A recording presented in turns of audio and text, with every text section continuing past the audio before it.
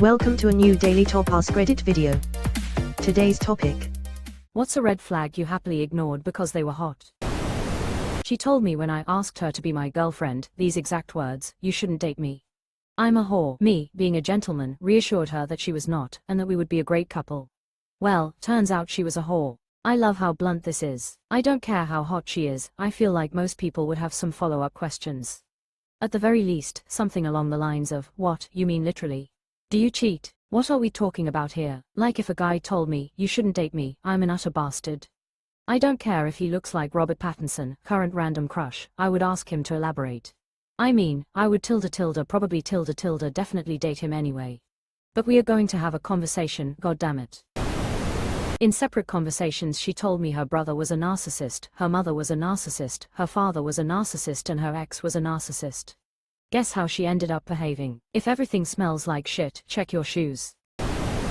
His personality was basically a blank Word document, but he looked like he was carved by angels, so for 3 months my main hobby was just being optimistic.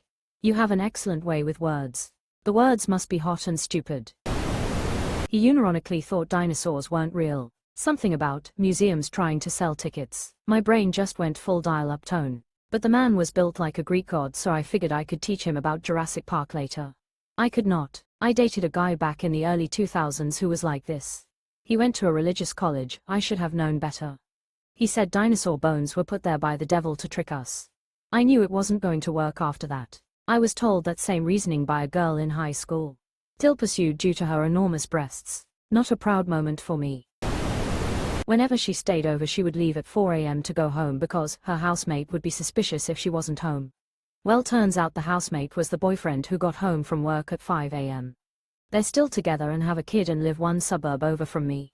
When did you find that out? How long were you in the relationship? How did you guys meet? You sound like you work nights and have a kid. Rang her phone and he answered. 6 months. Mutual friend. You shouldn't date me. You will eventually grow to resent me and hate me. I told her that wasn't true, but guess what? It was. I hate when people spoil the end of a story. Poor woman is probably sabotaging the relationships, which makes her feel like this, which makes her sabotage the relationship. You can fix her. She broke into my house twice and woke me up climbing into my bed and grabbing my penis, so I had rather aggressive sex with her. The third time she broke in, she came with a .44 Magnum revolver. Oh geez, that's a mild escalation. Mild! Exclamation mark. What did she want that time? More sex. She was wearing crotchless lingerie, but I had had enough and called the police on her instead. Never seen her since that day. She used my laptop to get a payday loan to buy coke before we left my apartment to go get dinner. Wow, that's a really big flag. So many, but they weren't even hot, they just gave me attention. Real LMAO. I've gotten to the point where I don't even care about looks, as long as they at least look like they take care of themselves and give me attention, I will fall for them. Well, hello there. She told me straight up, I'm crazy, like actually crazy. She was gorgeous, so this didn't deter me. She stabbed me in the leg with a switchblade, told the cops I was a drug dealer, and hid a secret gun from me. At least she warned you. I was a counseling, psychotherapy student at the time and, you guessed it, Tilda thought I could fix her, Tilda. She was super quiet. Found out later it was because she was very depressed. Found out later that I am not emotionally equipped to be with a clinically depressed person. Edit, I want to add to this because it's getting some traction.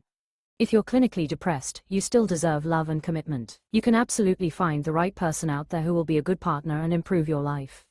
Depression is not a red flag for everyone. It just is for me. I simply was not that person. I have anxiety issues of my own, and found that me and that particular ex were just bringing out the worst in each other in spite of our genuine affection. She found someone else and got married and had kids after we broke up. She is much better off, and so am I. As a severely depressed person, I get it. Yeah, man. Me too. I want love and attention and stuff, but not at the expense of someone else. I've never dated someone with depression, but I've witnessed a few relationships where at least one partner struggled with it. Dating a depressed person is depressing. Just from what I saw, it takes a degree of energy and natural ebullience most people simply do not possess.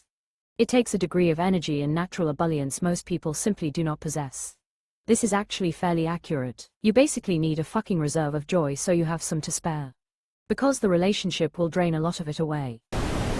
Extreme insecurity. Trust me, it will come back to bite you in the ass. This is an insidious one, because people think, like I did, that it just means you get to be a source of reassurance for someone you care about. I would happily tell my ex every day that she was beautiful and do things for her to make her feel more secure. The problem was any time I'd have a bad day or any kind of negative experience, she'd find a way to make it about the fact that she wasn't a good enough partner. It was very difficult to feel emotionally dysregulated and then have to put that aside to comfort someone else. No amount of reassurance was ever enough either. Also, insecure people, when they get close to you, can sometimes start to feel more and more scared about losing you, so they make sure they have backups. It's not like it automatically translates into a more loyal partner. People romanticize the idea of being a rock for a person who doesn't value themselves, and I'm sure there are situations where it goes well, but in my experience it was pretty damaging. The real bitch of insecurity is that it gives you a toolkit to dismiss any amount of reassurance. Maybe even you get to the point where the more reassurance you get, the more you're convinced they're just trying to be nice and let you down easy. Like the more I advanced in my career, the worse my imposter syndrome got. It wasn't years and years of accolades, it was just more accumulation of people who hadn't yet figured out how clueless I was. Here's my model story of how fucked up my insecurity is. Back in college, I went through NROTC, intending to be a naval aviator. After finishing my indoc, I went around visiting relatives, wearing my shiny white uniform because, why not, I guess. I remember my grandfather opening his door to see me. He was a World War II Navy vet, and he said something like, "I'd better salute, we've got an officer here." And he did salute me, while grinning broadly. My brain was completely unwilling to accept that my grandfather was just being a proud grandfather. No, he was obviously mocking me because I looked dumb in the uniform, or, who knows why, I probably had 10 different ideas within 10 seconds. Regardless of what they were, the thing is that the stupid insecurity demon in the back of my head robbed me of the simple enjoyment of a moment of love with a relative. And half a year later he was dead, with me still unwilling to believe he had any actual pride in me. It's a really, really fucked up spiral. I feel attacked, face holding back tears. That's because he was talking about you specifically. I once had a guy's mom tell me her son was a cheating man whore. I stayed with that asshole for years. 18-year-old me was an idiot. A friend of mine was explaining to me once how terrible her parents were. When she went to the toilet, they asked me, "Why are you with her? You really seem like a good guy." "She is not a good girl." I was like, bro, even her parents agree with me XD.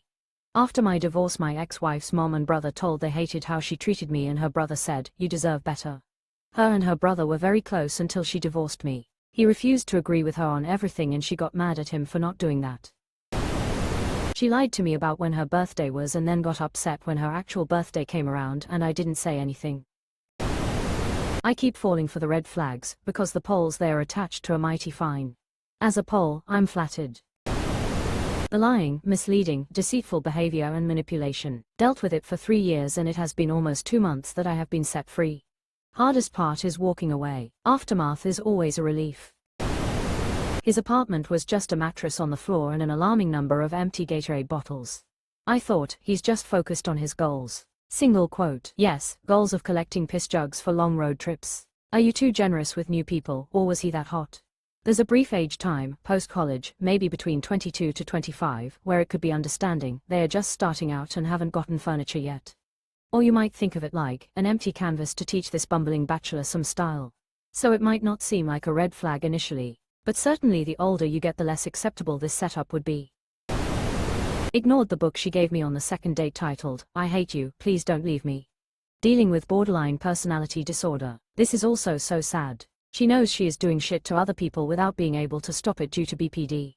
I read that book of my own accord when dating a lady with BPD. It did help me understand it better. Like, the time I said I didn't want to put on sunscreen for a 20-minute run and she melted down like the world was ending. Screaming, insults, stomping, slamming doors, the whole 9 yards. Now I realize she saw that as future abandonment. I'll get skin cancer and die early and leave her behind. Still crazy, but there is a sort of logic to the whole thing. And it is sad. I had to eventually bow out for many reasons. The main one is that I honestly became a person I did not like over the course of that relationship, and as much as I'd love to pass the blame torch, that's on me. The one thing I can control is how I respond to my environment, and I responded by slowly becoming unethical, according to my own standards. The relationship revealed a lot about myself that needed addressing. I showed up for class wearing a garbage bag for a rain jacket. Anyway, we've been married 15 years now lol. Is this satire or real? Because it's one of the most oddly charming and succinct meet cutes I've seen on here. IDK about this one, I mean it's basically a budget poncho, beats getting drenched, unless it was full of trash or something. I have cheated in every relationship I've been in. At least she was honest. Avoidant AF, troubled in many ways, broke, addict. Hottest guy the first ever saw. Absolutely ridiculously hot. 5 years of heavy crush. Now I am basically free from him. I'm such a dumb bitch for avoidant guys. I know it's because my dad made me work for affection when I was little, but goddamn, knowing that does not magically fix it. Incredibly annoying. I can fix them. Narrator voice. She would then go on to get ghosted after a 2-year relationship. Quote.